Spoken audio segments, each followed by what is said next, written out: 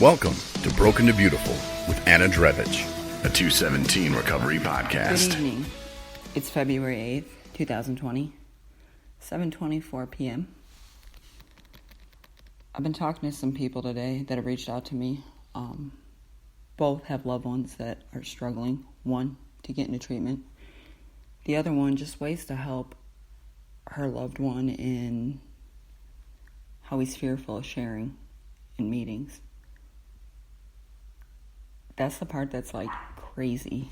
Scared to tell the truth in a room full of alcoholics or addicts or whatever in recovery. Let's be honest. Human beings by nature are very selfish creatures. You go ahead and put a room full of people that know addiction, especially early addiction.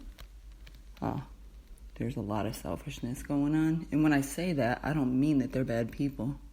But most of them aren't really worried about what you say, and if you're going to say something that sounds silly, which probably only does to you.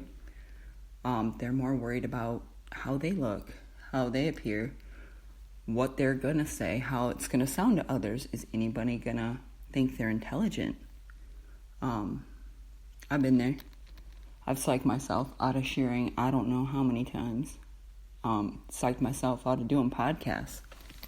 I get nervous before everyone, and sometimes I babble, but that's okay. I know that some part of every message reaches at least one person, and if that happens, justice is served. See? I didn't mean to say justice, but that's okay. But the purpose has been met. I don't know what it takes for each individual to be freed from that obsession. I'm a firm believer that almost every, I'd say over 90% of addiction and other disorders stem from unresolved trauma. So once you detox and get those chemicals out of your body, and I know that most people's life didn't go to hell overnight, therefore it's not going to get better overnight. But once you get over the physical detox, it's dealing with the crap in your head and in your heart that you've been carrying around for so long, trying to numb, trying to forget, block out. And that obsession, it's almost like the beating heart.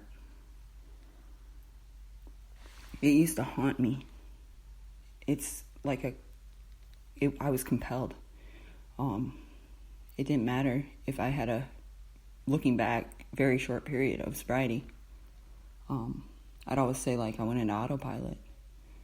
But in all reality, looking back, it's a very manipulative, well thought out way to get that substance. And then you're like rewarding yourself almost like, yeah, I got away with it if you fool your loved ones. I've heard some crazy stories of the lengths that people go to get their drink or drug. I know myself, it's like that pure panic anxiety, the process of getting there, getting it, whatever it is that you're after, until you ingest it or whatever way that we'll just call it use your addiction. And I thank God that I've been freed from that. I don't miss that feeling. I don't miss that crave. I don't miss that guilt, that shame, that hangover. I don't miss total blackouts, waking up and it being 3 days later, knowing I've disappointed my daughter yet again and all my loved ones.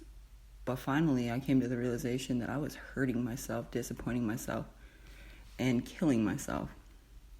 I had totally given up on striving to be good again, succeeding, and being happy. I didn't allow myself to be happy for so long. And I still struggle with that today, I have to be honest.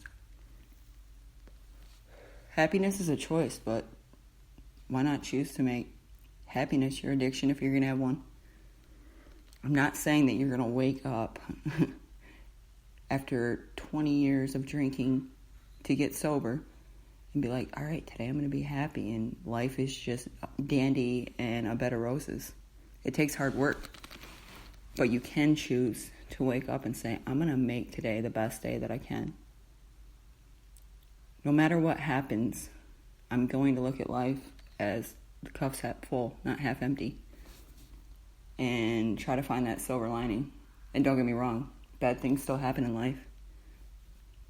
Unfortunate, there's loss, but all we can do is strive to be a better us than we were the day before. I always try to clarify this. That's not like me saying or telling you that you think you're better than someone, or I think I'm better than anybody, because I know I'm not. But I know that I can choose to be a better me each day than I was the day before. I know I'm a hell of a lot better me than I was a little over a year ago.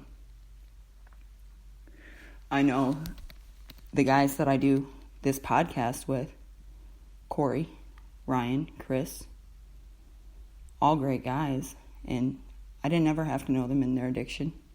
They'll never know me. But I guarantee life's a lot better. They're a lot happier, and their mind is freed from that bondage. All right, I'm going to keep it short and sweet. Thanks for listening to Broken and Beautiful. I'm Anna Drevich. Check out our resources at 217.com and all our other fun stuff, our crew. All right, have a good night.